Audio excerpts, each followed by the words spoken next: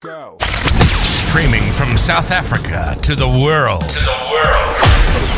This is the Stonks Go Moon podcast. What just happened? We break it down so you don't have to.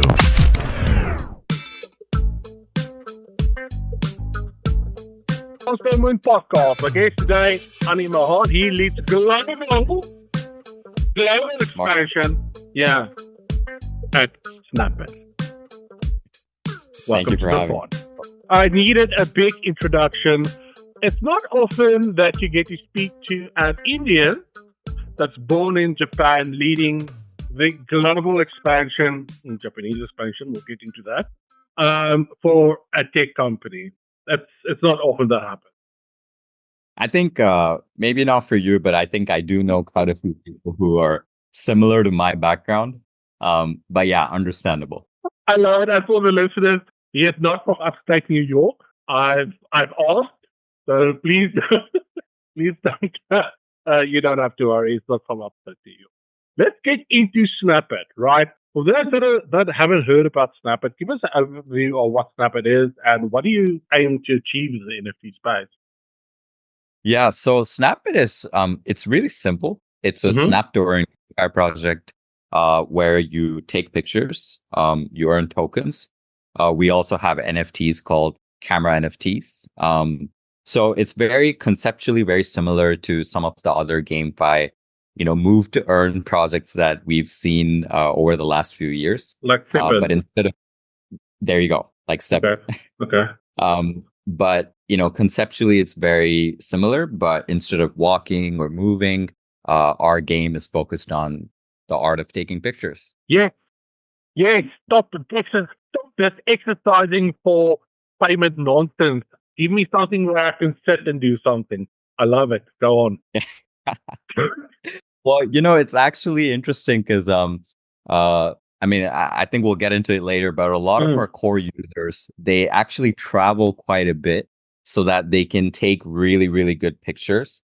And then they hike up mountains. They go to these unheard of locations, so they can win on the game. So I guess if you're really dedicated, then you do end up moving quite a bit. So, What do they use? Do they use SLR cameras or do they use these things? Because to me, these things have sort of replaced. My camera purists will probably curse me right now, but for me, the iPhone and the new Samsung, takes better photos. I don't know. Well, it's really good, right? Yeah. I have I have the latest iPhone 15 Pro. Takes great pictures, great videos. But I think as a blockchain game in SNPIT, the concept is that everyone starts as an equal. And as a game, you have to be on the same level, playing field in terms of levels. So how it works, this is where it gets interesting, is you do use your phones to take pictures, but you cannot upload any pictures. So you go into the SNPIT app and you have to take pictures using our app. And your picture quality is determined depending on your camera NFT levels. So you use something called Camera NFTs within our app to take the pictures. And the Camera NFTs have its own levels, its own, quality metrics. Based on what? Based on the levels of the camera. So the camera itself has like different categories, ranges. Okay. So it doesn't matter if you have a Galaxy or an iPhone.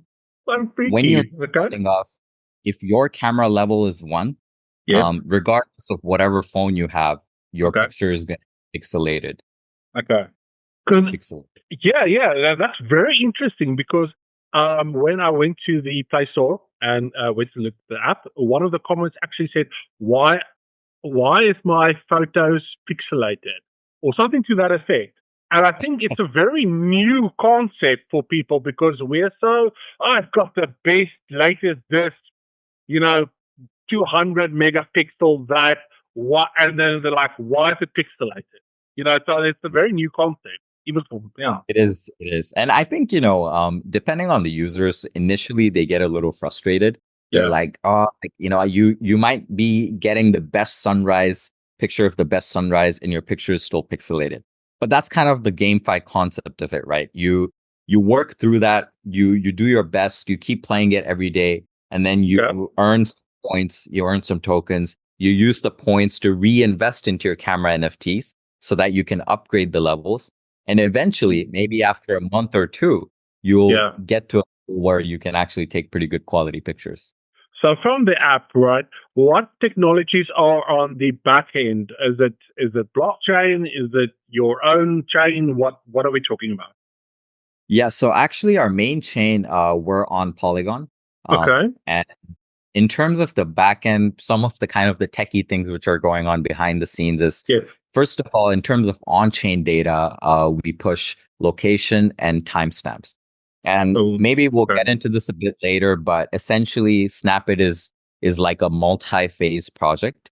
Whereas phase one is the GameFi app that we're talking about at the moment. But in the future, we'll be building a photo database of completely unaltered, authentic pictures, not AI generated, not Photoshopped.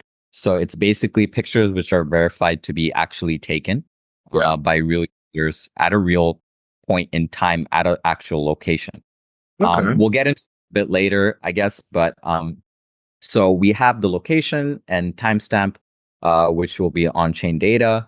And in terms of, as a GameFi, we have to make sure that there's no one who's, cheating or, breaking our user guidelines by maybe there might be someone who's a little sneaky and, take a picture of, I don't know, some really cool photo that's on my screen right now, right? I might be taking a picture of my, instead of actually going out there and taking it. So we do have, AI-based mechanisms to to detect if pictures are not authentic, if they're not actually taken. So we do have some of those things behind the scenes. It's interesting because that's kind of the world that we live in, right? Everything is AI and everything is fake. Like you said, what's real and what isn't. So that's interesting hearing you talk about the differentiation between that. I didn't even think about it. Talking about community and the users, how do you keep, as marketing, how do you keep those users engaged in the platform? Because to me, it sounds like, okay, I open the app, take a photo, I progress, but what I'm hearing is me. So where is the community aspect here? So I think there's definitely several kind of verticals we can approach this. One vertical within the game itself, there's a voting feature, for example. So there's a feature where you can battle against other users.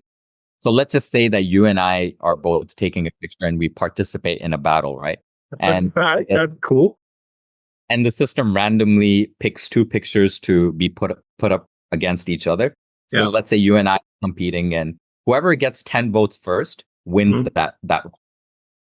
And other users are the ones voting. And obviously, if you voted for the picture which ends up winning, you earn some points. And obviously, if your picture wins, then you also earn some points. So this is kind of the community aspect of, it's not just, you don't just take it and leave it. You have to engage, participate for pictures, things like that. So that's on the game side.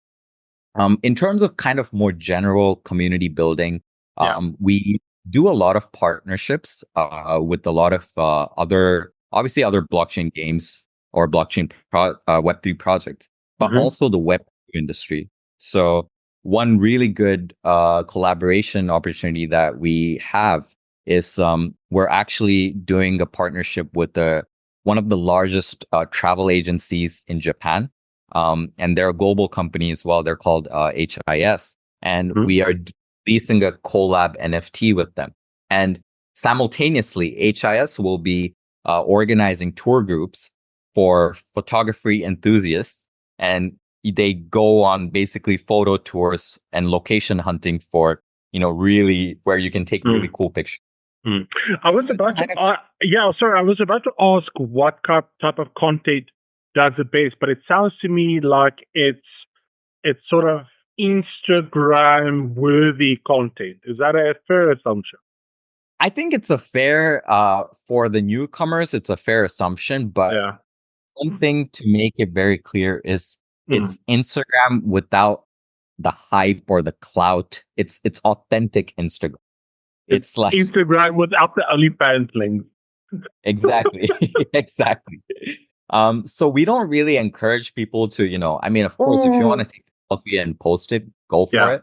Yeah. But once you start playing the game, you'll see the pictures which are winning quite a bit. And these are like, I mean, it's like 8th grade photography skills, taking, really cool pictures of mountains, of nature, of animals.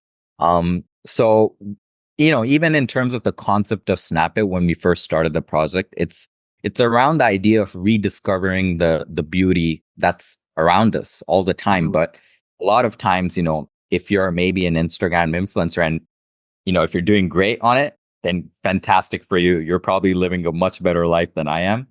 But at the same time, why are we trying to pose as something?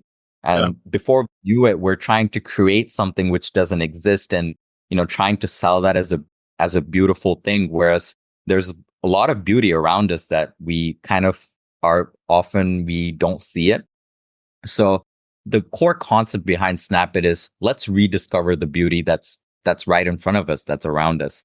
And you will be rewarded for capturing that moment that's special to you at that moment. So Snap has been quite a hit in Japan by my own research and speaking to one or two people. Do you think it will translate to a global audience? Because, I mean, sometimes things that are very popular in Japan tend to stay in Japan. This is not a knock on Japanese culture or Japanese people. It's sort of a fact. You'll find things that do very well, and then they try to go outside and it's not as popular. So what do you think? Yeah. No, I think, and no offense taken, I think that's absolutely true. It's a very real analysis of what tends to happen. It's either it goes booming outside of Japan, or no one ever hears about it outside of Japan, even though it's really popular within the country. Yeah. And I think right now we're moving from the latter in terms of the former. So I think as a game concept, it definitely has a huge potential. Because everyone enjoys taking pictures. There's a lot of, if you take smaller communities, like maybe the travel community, everyone's traveling nowadays. Obviously, if you have the resources and the freedom to, but people are taking pictures all the time. And I think it's a really good project concept in terms of bridging the gap between the Web 2 community and the Web 3 community, because you don't really need to get into the complexities of a typical Web3 project to start taking pictures or start snapping, right? Yes. So in terms of that, I think there's a huge potential. But what we do need to do is to make it easier for a lot of our global communities to, first of all, understand the project and get to know it, get to know how to play the game. Because I think a lot of the features of the game are it suits the Japanese culture. I don't know if are you a Tamagotchi Tamagotchi OG. Tamagotchi OG. Right? So there you go. I mean, those things were like just goated. If you had a Tamagotchi growing up as a child, you were just the bomb. You were the king. You were the cool kid. Absolutely. And I think conceptually it's very similar in terms of you have to play it every day, grow it little by little. You have to kind of raise it as if it's your child. And a lot of the gamification concepts or gamification features in Snap It require that. It requires a bit of diligence, a little bit of, coming back every day to the game and increasing your levels, participating. So I think that fits really well with the Japanese culture and community. But at the same time, with the Tamagotchi example, it works with other communities as well.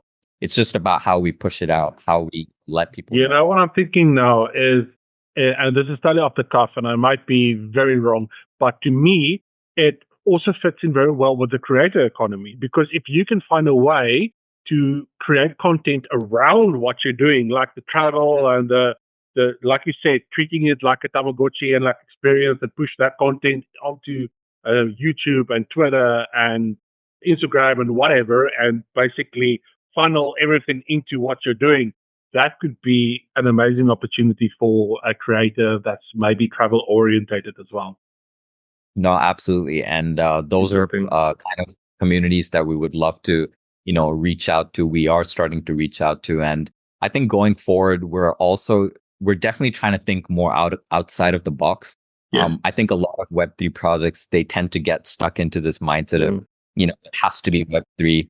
If you're giving whatever, giveaway, exactly. If you're doing any giveaways, it has to be tokens or it has to be NFTs. And we don't necessarily think so, because we definitely want the Web2 community to get excited. So, and, we haven't really decided or announced anything, but me personally, what I would love to do is say host maybe a snap battle or a community engagement activity. And the prize is, let's say, winning a trip to Japan or something like that, which really excites a lot of more general public, which excites the general public as well. So, no, I mean, there's definitely a much bigger tourism play here than actually I realized going into this conversation. Just before I let you go, because I've taken up a lot of your time now, what you guys launched a token, am I right? Yeah, that's right. Talk to me about what is it for? What is it about? I'm assuming it's on Polygon. Yeah, so it's actually it's on Polygon, but it's on Ethereum, bridge to Polygon. Okay. So the token is basically, we will be having utilities for the tokens. One small example in terms of the gameplay is you can participate in something we called gacha, which is kind of like raffles. So we have raffles in it. Where you can win things if you lock your SNPIT tokens. And I kind of briefly mentioned about our database, photography database that we have coming up as our phase 2 and phase 3. Yeah. So we'll definitely have more utility for the SNPIT tokens. In terms of the launch, it's been a great success. Maybe a bit too much of a success. And one thing I always tell people is yes, it's great that our token's doing well and everything, but we are really looking at this from a long-term perspective. Yes. And I know every project says that, even the not so good ones, but there's nothing else I can say other than that we are, doing our best to make it as clean, and as kind of worthwhile for the actual users to make sure that they're benefiting from it. So, while our token itself is doing really well, I wouldn't really my encouragement for everyone is to play the game. Enjoy the game, play the game. Yeah. Don't fixate on token. Yeah, don't get involved to make money and stuff. Just get involved because you've got a passion for something. Exactly. 100%. And thank you so much for joining me today. If the listeners want to go and connect with you and SNPIT, where can they do that? Please follow us on our X channels. We have a global one and a Japanese one. If you can read Japanese, go for the Japanese one, but I would suggest you to go for the global one. We also have Discord servers, Telegram channels. We're active on all of these platforms. We have many new things planned in the coming months, so please do follow us, write to us, tag us, and also look out for them coming to a country near you soon. That's right. Thank you so much for joining us. And to our listeners, peace, love, and prosperity. I will catch you in the next one. Cheers. In every click, we're soaring to new heights. We're unstoppable.